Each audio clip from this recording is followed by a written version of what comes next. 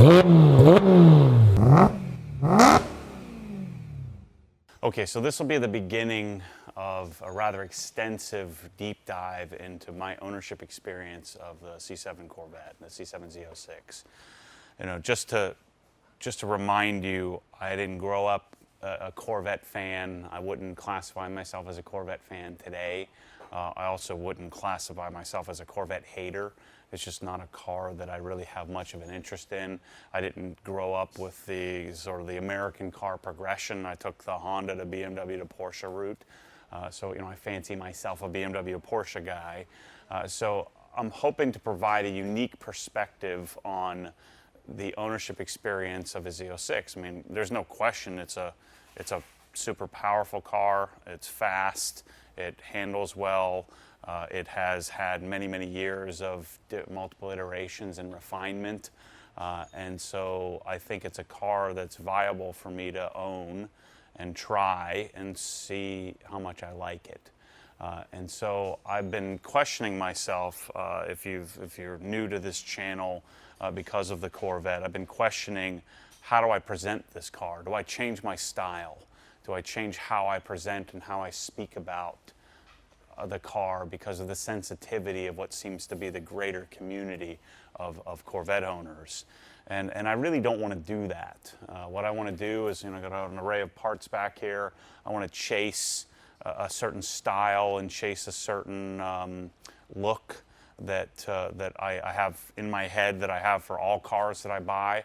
One of my great joys is the experience of waiting for something to come via UPS, like LG drop spindles or some new carbon ceramics for the front, or sway bars or header exhaust and all different carbon fiber parts. And I really enjoy the pursuit of that stuff, the trial and error of buying and installing, and then the result I get at the end when the car is done, when it's paint corrected, it's protected, it's modified, it looks the way I want it to look, it sounds the way I want it to sound. I don't know that I'll ever get to that point with this car, because I don't think I'll have multiple generations of it, just owning it for a few weeks here. But I do think that I'm going to improve it, and I hope to provide some value to the universe. I find that there's a void in the Corvette world in the style of content that I like to consume. So I think what I'm getting at here, and as I start this series, I'm going to joke about some things, I'm going to get angry about some things, just like I do of any car that I've ever owned. There will be some pros and cons. My guess is, for me, this car will probably have more cons than pros, just because of the style and type of car that I tend to enjoy. So I want to prepare you for that.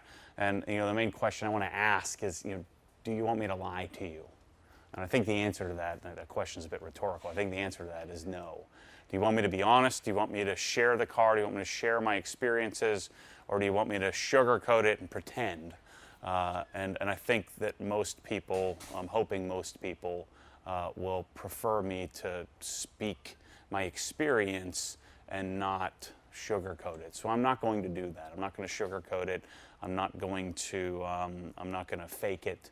I'm going to do my long format style of doing start to finish installs. I may need to call in some helpers, some friends, some experts. I may need to take it to some places to get it set up the way I want it set up. Some of the stuff I'm going to DIY, some of the stuff I may do with partner with. I've been working with, talking with K-Tech about maybe sending the car there. But I do realize that this is an extremely popular car with an extremely loyal following, and I wouldn't classify myself as one of them. So I'm an outsider coming into this world. But what I hope at the end, I hope you'll bear with me through this process of many, many, many videos on this car. I'm hoping that you'll bear with me and give me a chance to come to some sort of result and conclusion. My guess is through the pros and cons and the discussion of that, I'm thinking, you know, when it's all said and done, I probably will have been better for the experience. I don't know that I'm going to enjoy the car. I don't know that I'm going to love the car, but we'll find out. You know, maybe at the end of it, I end up buying a ZL1 or something like that. Certainly won't be a C8. I don't get that thing. So here we go. I'm already starting to get too honest with you. So I'm about to go jump in the car, and by jump in it, I mean tomorrow morning because it's too late today. But I wanted to intro this series of Corvette stuff and modifications with a, look, I'm going to be honest with you, give me some time to work through this process. And if you do, I think that I'm hoping there will be value at the end of it by taking photos, making videos, sharing something like, I mean, look at this frickin' thing. This is insane. So this is a LG Motorsports drop spindle. There's not a single video of anybody doing anything with this stuff. So there's one video I found of Louis, I think his name is Louis Garneau or something like that, the LG guy, just talking about it and why, but there's no video of installation. So we're gonna figure that out. But so there's some cool stuff. It's a little odd that this is like 1950s technology, but we're gonna work through me figuring out how this stuff works, what works well, what doesn't, and yes, I'm gonna modify the car, and no, the Chevy engineers are not infallible. So anyway, let's go jump in the car and go for a spin for the first drive, and then I'll be doing more driving experience stuff and more modifications over the course of the next year or so of my ownership of the car. Okay, we're in the car, we're ready to go for a spin. Not up to operating temp yet, so we're gonna have to take it slow, but that'll give me some time to talk you through it. We're coming up on dusk here, so I'm up against the clock. So I have the car set, all the gauges set to the track mode, which I prefer. I think it looks the best. Same thing with the heads-up display. And I've got my seat set as good as I can set the seat. But you'll notice I've got like a finger and a half between the ceiling or the roof and where my head is. And not a huge fan of that. What I am a huge fan of is that sound. So this is stock. I haven't done any modifications yet. Modifications will start in the next week or so. And I'm going to be lowering it and doing headers and exhaust, and we'll see how it goes with that stuff. I need new brakes, so I'm doing new pads and new rotors, and so we're going to do that as well. Dang, the sun's going down. We might not get as good of a video as I was hoping. GoPro doesn't do so well when it's dark. I keep hitting my freaking head. So anyway, the car, when I drive it, it's fun. You know, it's fun to drive. I feel like I can get away with murder. That's one real advantage. Like, I don't have a radar detector on it yet. Let's hope I don't get pulled over tonight, but I don't know. I think cops just wave at you and people wave at you. Everybody loves this darn thing. I go to the gas station, people just respond to a car like this. It's incredible. Part of it is where I'm at here in middle America, but it's unexplainable how much people love this thing. So we'll switch on to auto rev match. I tend to prefer to do a rev match myself, but I do find myself, we're gonna roll this here so that we don't get stuck.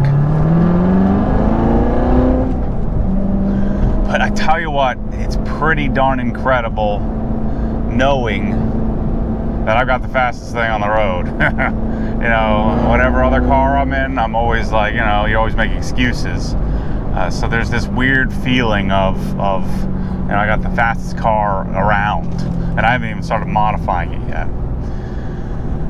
But to offset that, it seems like every time there's a positive, I end up with some negative that's much bigger. I mean, the seating position, you can hear the seat creaking and squeaking. Car has 21,500 miles on it.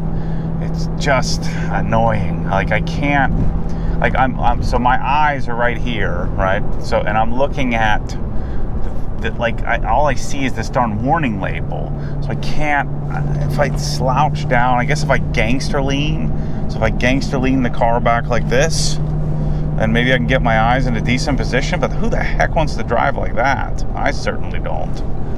So it ruins everything about all the greatness that this car could be. The seating position ruins it all. Now, if I was 5'5", it'd probably be pretty good. But that's 90. Jeez. Just so fast.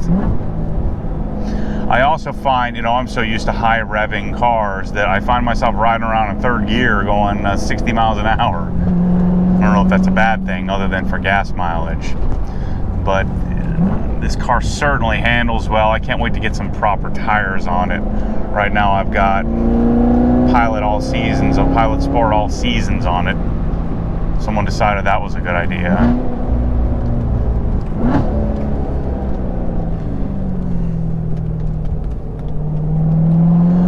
And I feel like I could get away with murder in this thing. Like, I think people would not get mad at me no matter what I do.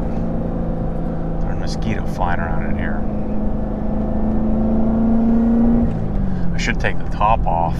That's also a bit shocking. Like, I never even thought about taking the T-top thing or whatever, the roof panel off. I guess it's not a T-top. But, you know, the other than the seating position and the fact that the bolsters are, I'm like floating on the bolsters, and I thought these cars were made for big fat Americans like me, and I'm not even that big, and arguably not really that fat. It's just, it's just tight, and I don't understand why it has to be that way. Why can't we make this thing great? You know, why wouldn't you make a seat that's awesome? You know, I sort of joked about this in the first video. I'm like, what do they call up Recaro and say, you know, you got that one seat that's pretty crappy. Well, we need you to make it crappier and cheaper than that. That's key. That's what we need you to do. That's almost like what I'm sitting on right now. Just so bad. So anyway, let's talk about some positives. I told you I was going to be honest, but let's talk about some positives. You know, the stock exhaust note is pretty cool. I think it's going to sound really incredible. So having long tube headers, I'm going to go catted, and then doing an exhaust, it's going to change the tone of this and just make it amazing. I can't wait for that. I'm also going to do a Haltech intake, so that may change the induction noise a little bit.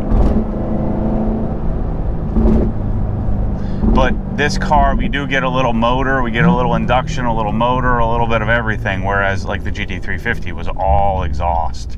You got almost no engine sound from that thing. So this should get a little bit of everything. You get a little bit of supercharger whine, which I think will probably change a bit when I add a different pulley. If we do that, we go to that distance.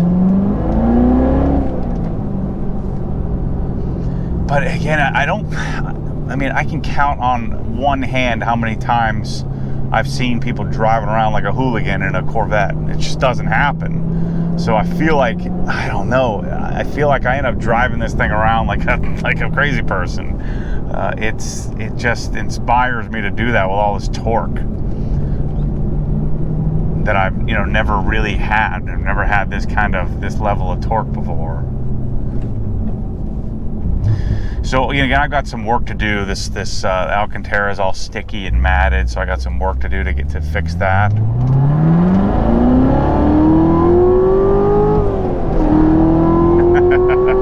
Oh my gosh! I missed third there. Holy crap! I'm in third gear, doing all illegal speeds. And just look at this thing! Wow! So fast. Yeah. And you know, I'm surprised. I thought maybe it's because I've gotten better with car control and gotten more used to it. I think if I would have had something like this when I was younger, it would have felt too fast. But I feel like I can manage the grip. I don't feel like it's a big issue. Now, you know, I wonder what this feels like with 800-900 horsepower, but I feel like the car gets plenty of traction, even with these crappy all-season tires. Like, it'll step out on me, but I don't feel out of control. And the brakes are really great. You know, these carbon ceramics, even though I think these rotors are toast and I bought new ones just to be safe, I didn't weigh them, but you know, that's the way you tell with carbon ceramics.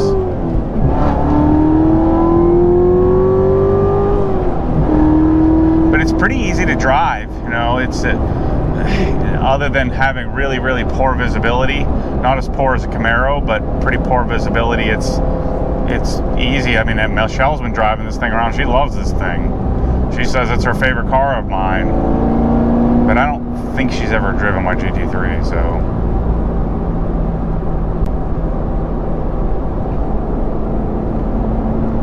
Whoa, bats. Almost took them out.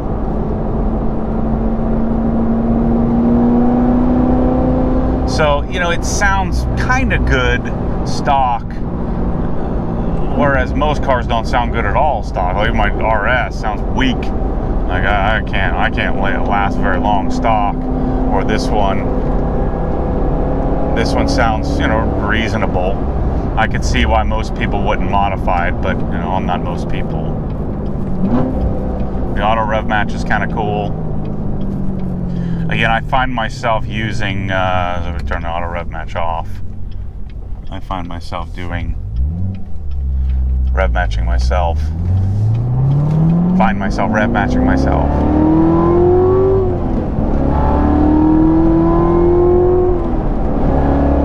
But I fully intend to go and do some serious track time in this car. This car already has been tracked quite a bit from what I understand, you know, from the little bit of research that people have sent me of the previous owner. There's fourth gear for the first time. I think it's the first time I've been in fourth gear yet. I've been flying around here. But yeah, man, you cover a lot of ground in this thing, that's for sure. Suspension's really compliant. I'm interested to see what happens when I start messing with it. I mean, I'm sure many of you are saying, well, you know, Chevy, they know what's the Chevy engineers, there's no reason to mess with it. Well, I'm gonna mess with it because it's too freaking high. But yeah, I mean, I'm holding on tight here. We're moving. It'd be interesting to see which car I could drive faster, this or my RS.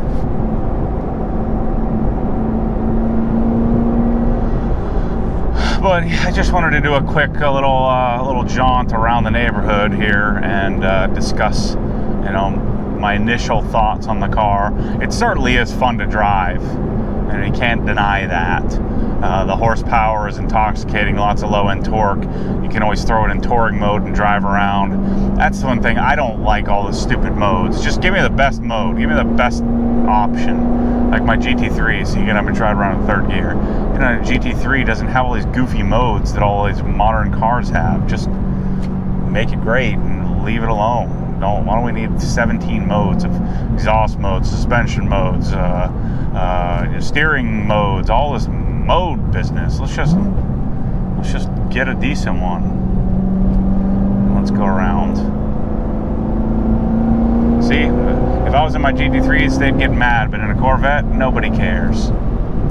This thing does tramline a lot in comparison to any other car I've ever driven. Like, it follows the road. If there's a crown in the road, forget it. I can't even imagine what the Cup 2s must feel like.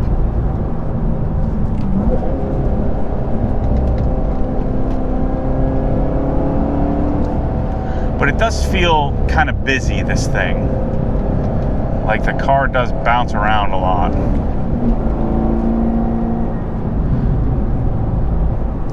And it feels extremely wide. I mean, it is wide, so it feels really wide in comparison to, you know, other cars.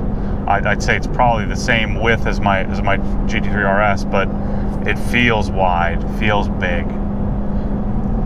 Doesn't feel long. I mean, it's not a particularly long car, but I mean, I feel like I've got to keep this thing in the lane. Again, I'm still riding around in third gear.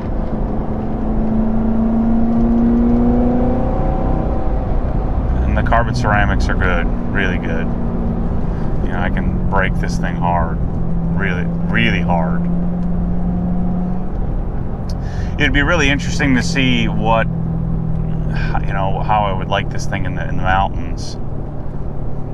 You have to manage throttle because of all the torque. But yeah, I'm gonna have more impressions as we start to do more work with this thing. Let's put the windows down, get a little more light, give you a little sound.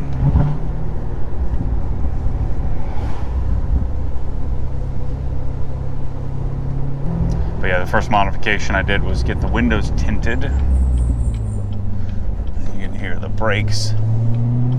Carbon ceramic squeak, but these are squeaking on a whole level of broken sounding. That is the one thing that's really disappointing in this car. The throttle response is god awful. Like I can't even believe how bad the throttle response is. Like I press the gas and nothing happens, and this is a manual.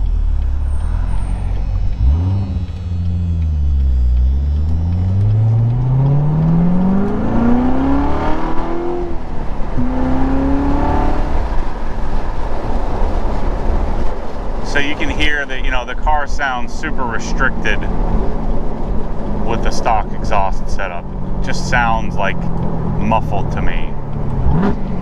Like there's greatness in there, but it's being masked. And so we're gonna unmask that. We're gonna turn this superhero loose. This red-blooded American superhero. I like the transmission. I like the shift feel.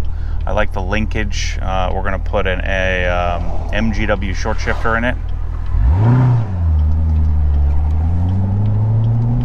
The steering feel is really great.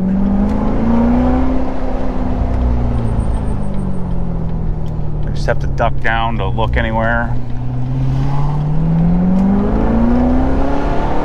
And you just have to manage throttle, you know. It's something you have to think through. You don't want to end up sideways in the thing. So, quick first drive of the Corvette. I know I'm not very comprehensive. I've probably only driven it a few hundred miles. So, you know, I've got some more time to spend behind the wheel to get this thing figured out. But yeah, I wouldn't say I love it, but I also wouldn't say I hate it. So that's a good sign, right? That's good news. I love that. Yeah. Wait till we get an exhaust on it. Anyway, thanks for watching. First Corvette drive around the block, and then we'll get faster and find better roads in the future. I'll probably end up taking it to the mountains at some point, and we'll get plenty of footage on the track coming up here, probably in the late winter, early spring. I'll probably maybe go take it down to Sebring, head over to do some track time up in Atlanta. That's the intent, is to get the car set up. So that's going to take me a little while to get the suspension set up the way I want, decide if I do a coilover conversion or not. And we may build the engine as well if I can get K-Tech on board to discuss, or I'm discussing it with them. What I want to do is shoot a whole video series of doing cam and all of the stuff they do, their stage 4 option on the car. I don't think I want to modify the supercharger. You know, somewhere around 700 horsepower at the wheels would be sufficient, I think. Where these make what, 560, 530 to 580, depending on the dyno. So we'll probably end up doing that. But anyway, thanks for watching this one. All weekend I'll be doing modifications and starting to get this thing set up. I'll also, over the course of the next month, be getting the paint dialed in. It really looks like they corrected it before they put PPF on it, so that's a good sign. Anyway, thanks for watching. As always, stay tuned for more Corvette stuff coming here shortly. Always courtesy rev. Okay, so this will start the, here we go again, gee whiz. Take 3, take 8, take 12, take 40. Don't have the Corvette anymore. Corvette's over.